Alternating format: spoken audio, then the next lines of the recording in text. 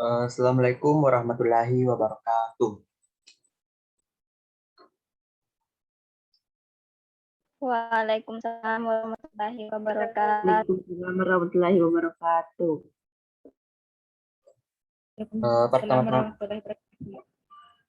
Pertama-tama marilah kita memanjatkan puja dan puji syukur atas kehadirat Allah Subhanahu wa taala karena atas berkat limpahan rahmat dan hidayahnya sehingga kita masih diberi kesempatan untuk bertatap maya dalam sesi layanan BK Klasikal pada siang hari ini. Tak lupa pula saya mengucapkan terima kasih kepada adik-adik dari SMA Negeri Besopeng yang telah menempatkan waktunya untuk bergabung dalam sesi layanan BK Klasikal pada siang hari ini. Sebelum kita memasuki pada acara, saya ingin menanyakan kabar dari adik-adik sekalian.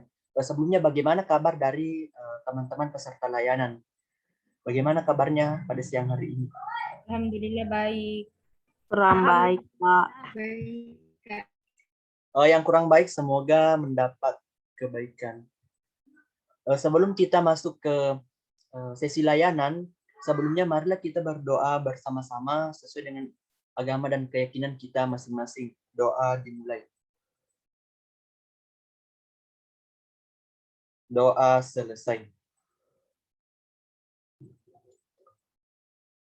Dalam sesi layanan kita kali ini, saya akan menjelaskan sedikit tentang permasalahan belajar yang sering adik-adik alami dalam sekolah, yaitu prokrastinasi akademik. Sebelumnya saya ingin bertanya, apakah di antara adik-adik sekalian pernah mendengar istilah prokrastinasi akademik? Saya tidak pernah, Kak. Belum Tidak. pernah, Pak. Baik, terima kasih. Istilah prokrastinasi akademik ini merupakan istilah yang asing yang didengar oleh siswa-siswa khususnya anak SMA. Namun saya bisa pastikan bahwa prokrastinasi akademik ini merupakan nantinya apabila sudah dijelaskan bahwa prokrastinasi akademik ini ternyata seperti ini, nanti adik-adik sekalian pasti sudah berpikiran bahwa oh ternyata saya sering melakukan itu, tapi saya tidak mengetahui ternyata yang dimaksud itu adalah prokrastinasi akademik. Secara singkatnya, prokrastinasi akademik ini dapat diartikan sebagai penundaan terhadap mengerjakan tugas, penundaan terhadap pergi ke sekolah, ataupun penundaan lainnya. Adapun tujuan layanan dalam sesi layanan BK Klasikal kita pada hari ini, yang pertama adalah siswa atau adik-adik sekalian dapat menguraikan apa sih itu pengertian prokrastinasi akademik. Kemudian yang kedua, adik-adik dapat menyimpulkan betapa merugikan atau dampak negatif yang ditimbulkan dari prokrastinasi akademik ini. Kemudian yang ketiga, siswa dapat mengorganisasikan apabila telah mengetahui konsep dan mengetahui dampaknya, maka adik-adik diharapkan dapat mengorganisasikan dan mengaplikasikan kiat-kiat yang saya sampaikan nanti untuk mengatasi terjadinya prokrastinasi akademik. Namun sebelum kita masuk ke dalam sesi materi, sebelumnya kita akan melakukan sedikit peregangan terlebih dahulu. Dalam BK hal ini disebut dengan ice breaking. Nanti saya akan menampilkan video, adik-adik mengikuti gerakannya secara sederhana saja ya. Tunggu saya share videonya. Iya, Kak.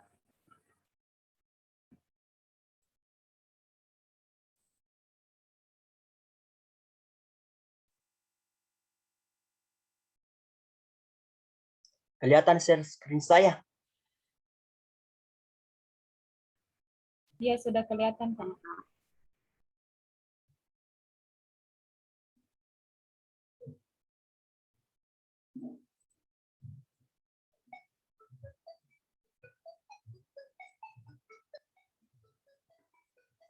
Gerakannya nanti diikuti.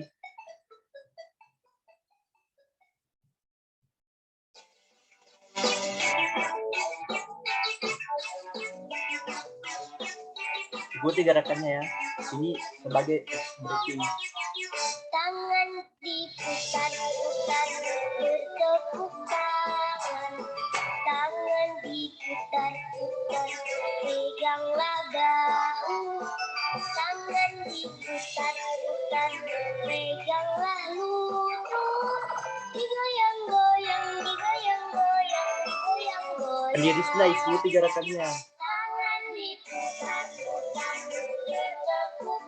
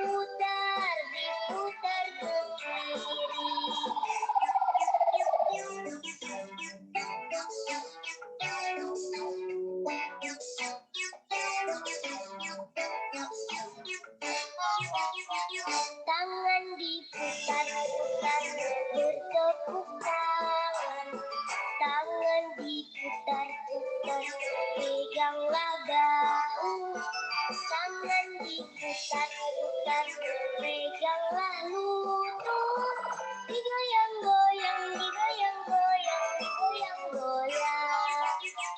Tangan diputar-putar, bertepuk tangan. Tangan diputar-putar, peganglah bahu. Tangan diputar-putar, peganglah lutut, digoyang-goyang, digoyang-goyang, digoyang-goyang. Diputar-putar, diputar ke Diikuti gerakannya ya. diputar-putar, diputar ke bawah, diputar-putar, diputar ke kanan, diputar-putar, diputar ke kiri.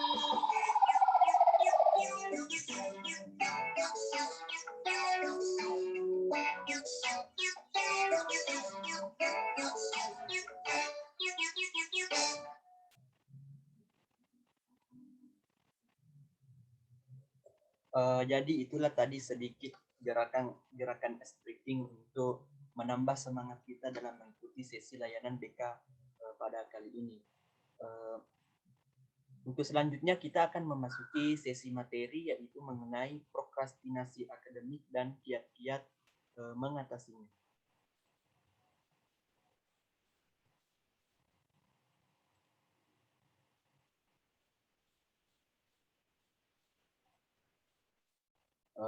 Kelihatan share screen saya? Masih loading, Kak. Kelihatan, Kak. Iya, Kak. Kelihatan, Jika.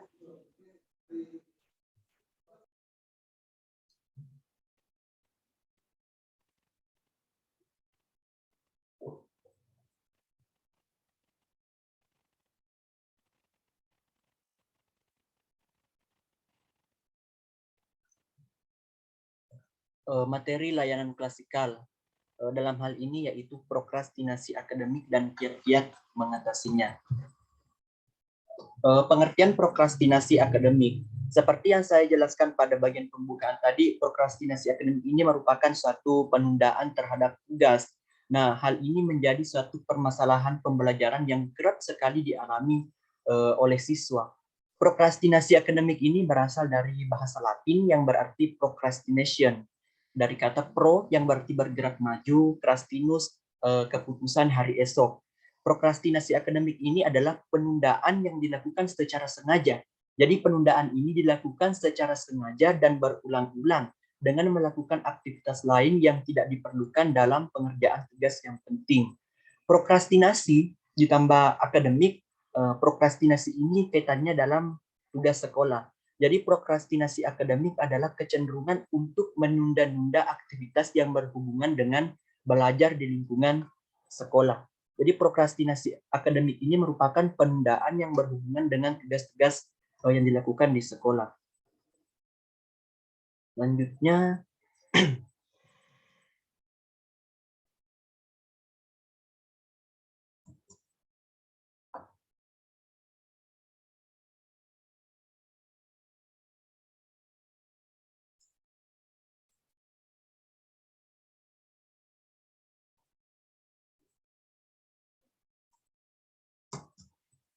ciri-ciri prokrastinasi akademik. Ciri-ciri prokrastinasi akademik yang pertama adalah prokrastinator atau orang yang melakukan penundaan itu maka disebut sebagai prokrastinator ya. Ciri-cirinya yang pertama adalah lebih suka untuk menunda pekerjaan atau tugas-tugasnya. Kemudian yang kedua, memiliki mindset atau pola pikir yang beranggapan bahwa lebih baik mengerjakan nanti daripada sekarang. Menunda pekerjaan adalah bukan suatu masalah. Hal ini sudah menjadi suatu mindset yang melekat sehingga sulit untuk dihilangkan. Kemudian yang ketiga, terus mengulang perilaku-perilaku penundaan tersebut karena sudah adanya mindset yang melekat. Kemudian pelaku prokrastinasi ini akan kesulitan dalam mengambil keputusan. Untuk selanjutnya, menurut Ferrari, ciri-ciri tertentu orang yang melakukan prokrastinasi yang pertama adalah penundaan untuk memulai maupun menyelesaikan kerja pada tugas yang dihadapi. Yang kedua, keterlambatan dalam mengerjakan tugas dan kesenjangan waktu antar rencana kinerja aktualnya. Selanjutnya, jenis-jenis prokrastinasi akademik. Berdasarkan jenisnya, prokrastinasi ini dibedakan menjadi dua, yaitu functional procrastination dan dysfunctional procrastination. Fungsional yaitu penundaannya mengerjakan tugas yang bertujuan untuk memperoleh informasi lengkap dan akurat. Misalnya dalam mengerjakan tugas, kita menunda terlebih dahulu karena ingin memperluas kajian dan wawasan kita. Artinya kita mengerjakan apabila wawasan atau bahan-bahannya sudah semuanya terkumpul. Kemudian yang kedua itu dysfunctional procrastination, yaitu penundaan yang tidak bertujuan. Artinya kita menunda-nunda tugas tersebut tanpa adanya alasan yang pasti, tidak ada alasan yang jelas, hanya untuk bermalas-malasan saja. Kemudian area prokrastinasi akademik ini yang pertama seperti menunda-nunda tugas, menulis, misalnya menulis makalah, laporan, mengarang, dan lain-lain sebagainya. Kemudian menunda-nunda dalam belajar, contohnya untuk menghadapi ujian, menghadapi ujian semester, menundanya bilang belajarnya besok malam atau pas nanti malam. Itu semua termasuk ke dalam kategori prokrastinasi akademik. Dan seperti tugas membaca meliputi adanya penundaan untuk membaca buku, kemudian seperti menulis catatan. Artinya area prokrastinasi akademik ini semuanya yang berkaitan yang terjadi pada saat kita di dunia persekolahan. Maka itu termasuk ke dalam cakupan prokrastinasi akademik.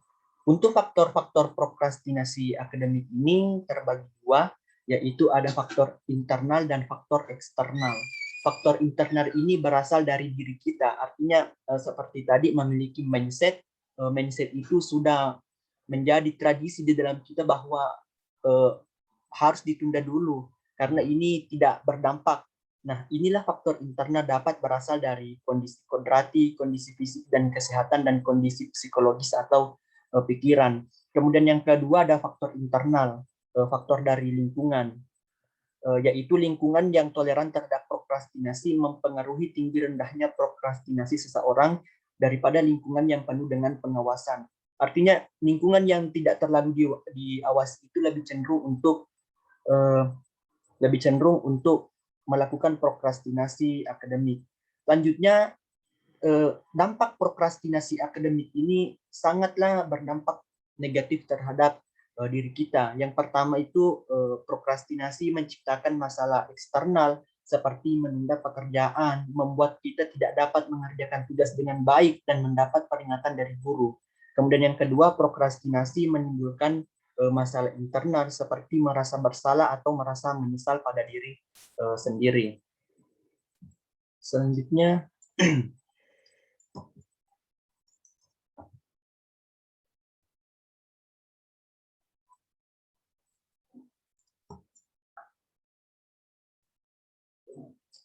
nah, inilah yang menjadi kajian utama dalam layanan klasikal kita kali ini, yaitu adanya masalah siswa yang berkaitan tentang prokrastinasi akademik. Kami dari BK mengadakan kegiatan layanan klasikal ini dengan harapan agar adik-adik dari teman SMA dapat mengatasi sikap menunda-nunda pekerjaan atau menunda-nunda tugas. Di sini kami merangkum kiat-kiat mengatasinya ke dalam 3 cara. Yang pertama ada pencegahan, yang kedua pengembangan, dan kuratif. Pencegahan ini lebih kepada apabila belum terjadi prokrastinasi ini kepada diri kita. Kita mencegahnya dengan menentukan tujuan secara jelas, membuat pekerjaan jadi sederhana, biasakan selalu evaluasi diri dan hindari harapan yang di luar jangkauan. Kemudian untuk pengembangannya, biasakan memiliki waktu untuk berubah. Artinya mindset kita harus diubah. Kemudian yang kedua, perhatikan perkembangan diri dan membuat jadwal secara teratur. Artinya kita membuat list-list atau timeline kecil untuk diri kita. Kemudian yang ketiga, memberikan hadiah kepada diri sendiri atau reward. Kemudian bersikap positif. Kemudian untuk langkah pencegahannya, apabila prokrastinasi akademik ini sudah terlanjur terjadi kepada diri kita, maka langkahnya yang pertama yaitu memaafkan diri sendiri. Kemudian yang kedua, memberikan instruksi pada diri sendiri. Kemudian yang ketiga, segera mulai mencoba untuk berubah. Ketiga langkah inilah yang menjadi kiat-kiat mengatasi prokrastinasi akademik yang menjadi tujuan utama dalam layanan klasikal kita pada siang hari ini. Itulah sedikit materi mengenai prokrastinasi akademik yang sempat saya sampaikan pada siang kali ini. Untuk sesi kesimpulan dari materi yang saya sampaikan tadi, apakah ada di antara dari teman-teman sekalian yang dapat menyimpulkan hal-hal yang saya sampaikan tadi? Dengan ini saya persilahkan. Pada Saya, Kak. ya, Yas Nur Enil dipersilahkan. Baik, kesimpulan dari materi-materi yang telah disampaikan tadi adalah dijelaskan tadi bahwa prokrastinasi akademik merupakan penundaan terhadap tugas-tugas sekolah. Prokrastinasi akademik ini dapat berdampak menjadikan sisa menjadi malas. Adapun kiat-kiat mengatasi dapat dimulai dari pencegahan, pengembangan, dan tindakan. Seperti itu, Kak. Terima kasih. Terima kasih kepada Saudari Iyas Nur Enil. Betul sekali yang disampaikan dari Saudari Iyas Nur Enil tersebut mengenai kesimpulan dari materi yang saya sampaikan tadi, bahwa prokrastinasi akademik ini memiliki berbagai dampak-dampak.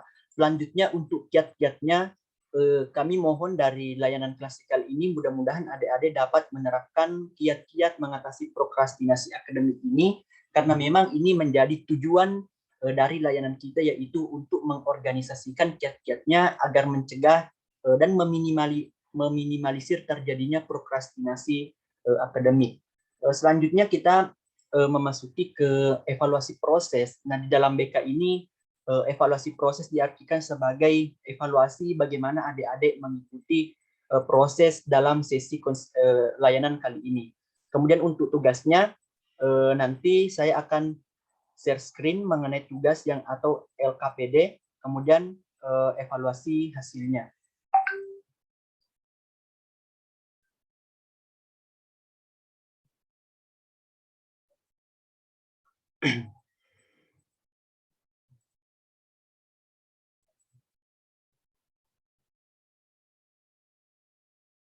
Kelihatan share screen saya?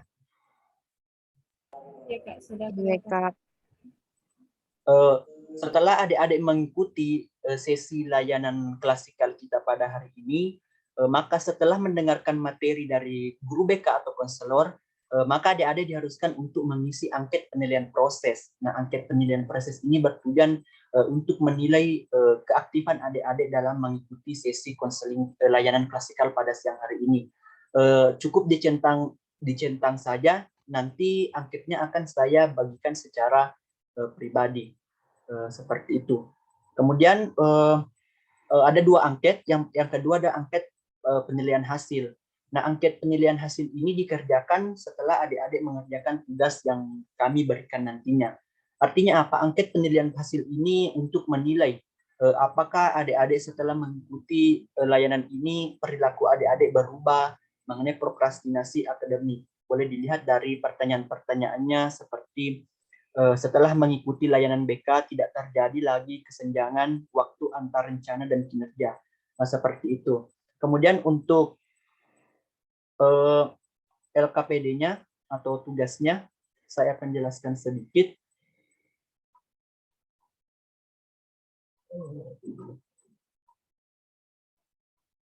Nah, ini.